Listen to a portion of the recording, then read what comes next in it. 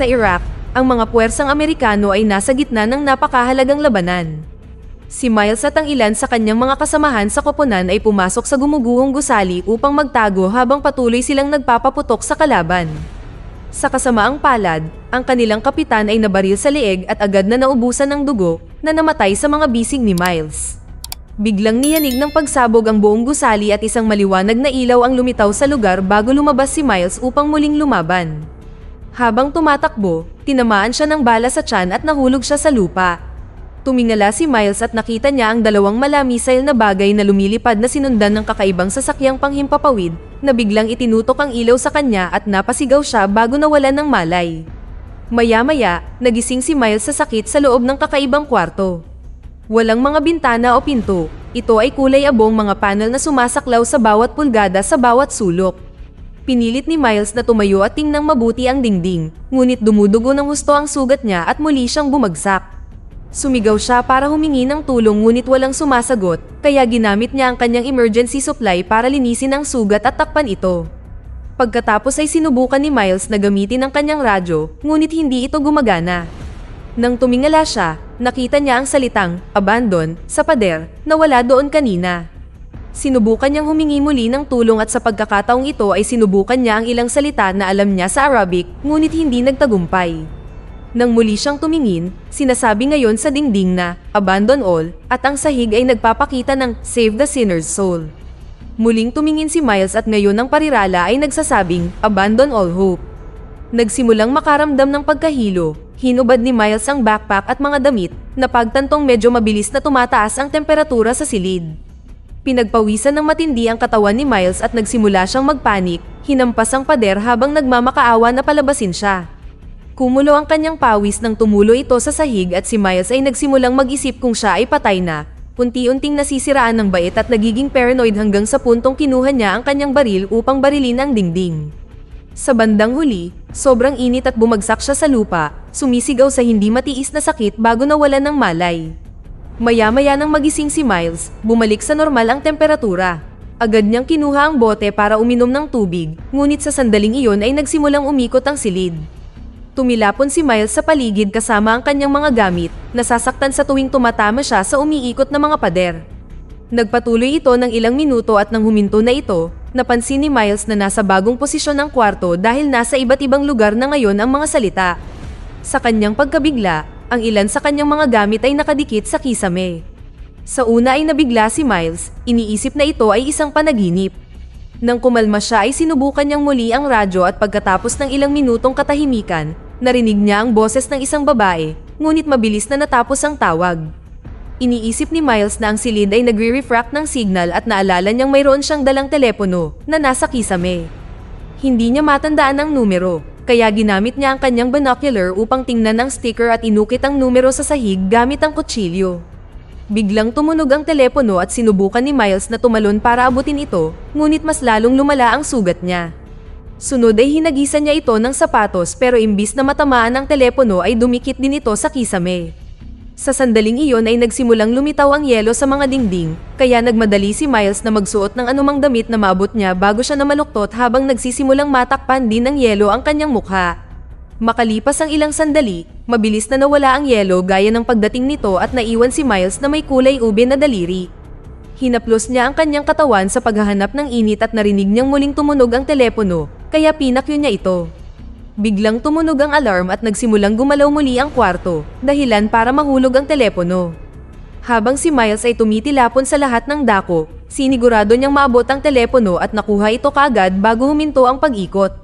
Ngayon ay nakuha na rin niya ang kanyang helmet, kaya kinuha niya ang larawan ng asawa niya at anak na babae upang itabi ito sa kanyang bulsa, pagkatapos ay kumain siya ng chewing gum na itinago niya bago ang labanan. Sumunod, tiningnan niya ang tumawag sa telepono kanina at tinawagan ang numero. Sa una, ingay lang ang naririnig, ngunit maya-maya ay narinig niya ang boses ng babae. Ipinaliwanag ng babae na siya ay dinukot at siya ay nasa umiikot na silid, kaya't hiniling ni Miles sa kanya na ilarawan ito at kinumpirma na siya ay nasa isang silid na katulad ng sa kanya. Nang banggitin ng babae na walang pinagmumulan ng liwanag ngunit nakakakita pa rin siya, napagtanto ni Miles na siya ay nasa parehong sitwasyon at tiningnan niya ng malapitan ang kanyang kamay. Ito ay halos parang ang katawan nila ang pinagmumulan mismo ng liwanag. Pagkatapos ay nagtanong si Miles ng ilang mga katanungan upang matuto ng higit pa tungkol sa babae, ngunit nabigla ang babae dahil sa tingin niya ay bahagi siya ng panlilinlang. Nagalit si Miles at sinigawan siya na nagpapaliwanag na siya ay nakulong din at dumudugo. Umiyak at humingi ng tawad ang babae, pumayag na makipagtulungan. Ang pangalan niya ay Damsey at bago siya dinukot ay nasa highway siya. Naalala ni Miles na ang kanyang koponan ay malapit sa highway at tinanong ni Damsey kung siya ay nakatalaga doon, na ikinagulat ni Miles dahil hindi niya sinabi na siya ay isang sundalo. Tiniyak ni Damsey sa kanya na nahulaan niya ito batay sa mga itinanong niya at sa paraan ng pagsasalita niya. Sa sandaling iyon ay huminto si Damsey sa pagsasalita at sa halip ay umungol sa sakit. Biglang may humatak sa tag ni Miles at ang kwintas ay nagsimulang sumakal sa kanya habang ang di nakikitang puwersa ay nagbukas din ng kanyang mga braso, dahilan upang mabitawan niya ang telepono. Ang kanyang katawan ay nagsimulang lumutang at isang maliwanag na ilaw ang lumitaw, na hinila ang lahat ng kanyang mga paa bago siya ibinagsak sa lupa. Sa telepono, maririnig na bumagsak din si Damsey. Pagkatapos ay narinig ni Miles ang kakaibang ingay at binalaan si Damsey na ang silid ay lilipat muli. Gayunpaman, sa halip na umikot, sa pagkakataong ito ang mga pader ay nagsimulang gumalaw papasok. Nataranta si Miles at sinubukang itulak ang pader, ngunit bumagsak siya at nawalan ng malay. Nang magising si Miles, natuklasan niyang lumiit ang silid. Nagkaroon siya ng panic attack nang tumawag muli si Damsey, na nagsabi sa kanya na lumiit din ang kanyang silid. Nang mapagtanto ni Damsey kung ano ang nangyayari sa kanya, ginabayan niya siya sa pamamagitan ng malambing na mga salita upang pakalmahin siya. Pagkatapos ay nagsimulang magmura si Damsey dahil ibinalik niya ang kanyang balikat. Napansin ni Miles ang mga salita sa dingding sa wikang hindi niya maintindihan at kinumpirma ni Damsey na mayroon din ito sa kwarto niya. Ipinaliwanag din ni Damsey na walang humawak sa kanya noong siya ay nasa highway, na binanggit ang isang lokasyon mula sa Massachusetts. Dahil dito, napagtanto ni Miles na hindi makatwiran para sa kanila na makapag-usap dahil ang kanyang telepono ay kabilang sa saradong network at sa palagay niya ay nasa Iraq pa rin sila. Naguguluhan din si Damsey dahil aabutin ng maraming araw ang pagse-setup ng ganito at sinabi niyang halos isang oras na siya roon. Hindi siya importanteng tao kaya hindi niya maintindihan kung bakit may kumuha sa kanya, pero bago siya dinukot, nakita niya ang parehong mga bagay sa langit tulad ng kay Miles. Sunod ay sinimulan ni Miles na sumigaw sa iba't ibang pader upang alamin kung si Damsey ay nasa malapit, ngunit hindi niya ito naririnig. Nagtataka siya kung paano niya nakuha ang kanyang numero, at sinabi ni Damsey na lumitaw ito sa kanyang kisame. Biglang nag-announce ang telepono ng isa pang tawag at sinabi ni Miles kay Damsey na tawagan siya mamaya bago sinagot ang tawag. Nagsimulang magsalita ang lalaki sa ibang wika kaya nakiusap ng English si Miles. Hindi magaling mag-English ang lalaki ngunit nagawa niyang sabihin na hindi sila mananalo dahil hindi nila kayang lutasin ang equation, kaya mamamatay sila. Bago makahingi ng paliwanag si Miles, natapos ang tawag at bumalik ang telepono kay Damsey. Tinanong siya ni Miles kung may alam siyang anumang bagay tungkol sa equation habang pinapalitan ang bendahe sa kanyang sugat, ngunit walang makita si Damsey na anumang equation. Pagkatapos ay gusto ni Damsey na patunayan ang ilang uri ng pattern upang malaman kung bakit sila pinili dahil hindi siya makapaniwala na basta na lang silang napili. Ikinwento niya na siya ay isang algebra teacher at na-engaged sa dating sundalo. Gayunpaman, mukhang hindi siya masyadong masaya sa pakikipag-usap tungkol sa kanyang kasintahan, na nagpapahiwatig na malaki ang ipinagbago nito pagkatapos niyang umuwi mula sa digmaan. Bilang kapalit, inamin ni Miles na siya at ang kanyang asawa ay kasalukuyang hindi nasa pinakamagandang kalagayan. Pagkatapos ay kinain ni Miles ang huling pagkain mula sa kanyang backpack habang pinapanood ang mga salita sa dingding. Ang ilan sa mga salita ay may mga taon, mula 1951 hanggang 2007. Iniisip ni Miles na ginagamit nila ang mga ito para guluhin sila at peke ang mga ito dahil para sa kanya ito ay 1991. Natawa si Damsey nang mapagtanto niyang hindi siya gumagamit ng smartphone at binanggit ang mga bagay tulad ng social media at selfie, ngunit hindi siya naiintindihan ni Miles.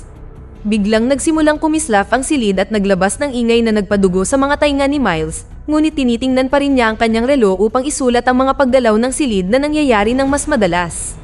Sinulat niya ang oras sa kanyang braso bago hinawakan ang kanyang ulo, sumisigaw sa hindi matiis na sakit bago nawalan ng malay. Ilang sandali pa ay nagising siya na nanginginig at nahihirapang huminga, hindi niya makuha ang nagre-ring na telepono. Lumabas sa dingding ang salitang, "Answer," kaya pinilit niyang sagutin ang tawag. Sinabi niya kay Damzi na walang sapat na hangin at sa wakas ay napansin niyang mas maliit na ang silid ngayon. Ganoon din ang nangyari kay Damzi, na nagbahagi ng kanyang teorya. Sa palagay niya, siya, si Miles, at iba pang mga tao ay nasa parehong silid ng sabay-sabay sa magkaibang taon. Hiniling ni Damzi na gumuhit siya ng bagay sa dingding at gumawa si Miles ng X, na pagkatapos ay napalibutan ng kamay na iginuhit ni Damzi. Sa kanyang panahon, ang taon ay 2020. Nagsalita siya tungkol sa ika-4 na dimensyon at ibinahagi na siya ay palaging mas mahusay kaysa sa karaniwan sa matematika, na nag-joke kay Miles na aminin na siya ay napakahusay din sa matematika ngunit hindi siya ang uri ng akademiko. Nang makaramdam ng pagod, bumagsak si Miles sa sahig habang ipinapaliwanag na ang mga nilalang na gumagawa nito ay malamang na sinusubok ang kanilang katawan sa lahat ng mga kakaibang pagbabago sa silid. Tinanong niya si Damzi tungkol sa hinaharap at nalungkot siya nang marinig na nagpatuloy pa rin ang digmaan. Tinawag ito ni Miles na mga kasalanan ng ama at ibinahagi niya na ang kanyang ama ay nakipaglaban sa Vietnam bago namatay. Tinawag ni Damzi ang kanyang pangalan at agad siyang nagising, sinabing kailangan niya siya. Sa sandaling iyon, napansin ni Miles na nahulog ang kanyang diksyonaryo sa Arabic mula sa kanyang bag at ang ilan sa mga simbolo ay tumutugma sa mga nasa dingding. Sinimulan niyang isalin ang mensahe at isinulat ito sa sahig para makita din ito ni Damzi at ang huling resulta ay isang equation. Kinilala ito ni Damzi bilang gawa ng isang sikat na mathematician na nag-aral ng mas matataas na dimensyon, ngunit hindi niya ito natapos. Ang isa pang nakulong na tao ay tiyak na isang mathematician at isinulat ito bilang isang pahiwatig, kaya napagtanto ni na Miles at Damzi na ang mga taong dinukot ay konektado lahat sa matematika sa ilang paraan. Biglang may nagsimulang sumulat sa parehong Arabic equation at sa pagsasalin upang takpan ang mga ito, kaya nagmadali si Miles na isulat ang naaalala niya sa kanyang braso. Pagkatapos ay inamin ni Damzi na nagtatrabaho siya bilang isang guro ngunit mayroon siyang napaka-advanced na degree sa matematika. Tinanong ni Damzi si Miles kung binago siya ng digmaan at nagawa niyang saktan ang isang taong mahal niya, kaya ipinaliwanag niya na ang digmaan ay bumabago sa mga tao bilang mga hayop. Sa paghula na maaaring mapanakit ang fiancé ni Damzi, ibinahagi niya na dati ay binubugbog ng kanyang ama ang kanyang ina ngunit walang magawa si Miles dahil napakabata pa niya. Noong araw na sinubukan niyang pigilan ng kanyang ama, inihagis ng lalaki si Miles sa pull-out bed at isinara ito. Hindi siya makagalaw o makahinga, ang naririnig niya lang ay pinapalo ng kanyang ama ang kanyang ina. Pagkatapos, nag-concentrate si Damzi at naalala ang equation, kaya hiniling ni Miles sa kanya na isulat ito sa dingding bago mangyari ang isa pang pagbabago.